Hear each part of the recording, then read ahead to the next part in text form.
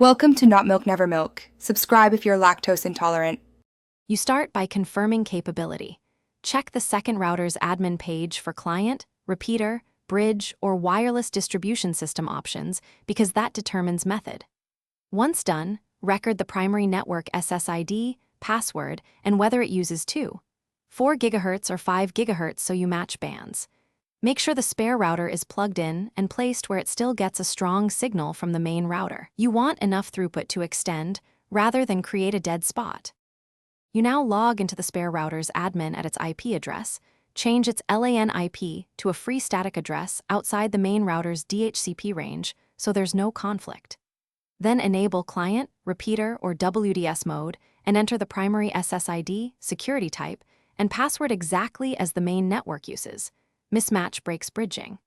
After that, disable the spare router's DHCP server so the main router handles addresses. Save settings, and reboot the device to apply the wireless bridge. You finish by connecting a phone or laptop to the extended network and verifying internet access and practical speed. Run a quick speed test to confirm improvement. If you can't connect, first make sure you entered the SSID and password exactly, then move the extender a bit closer to the main router and reboot both devices. Small placement changes often fix instability.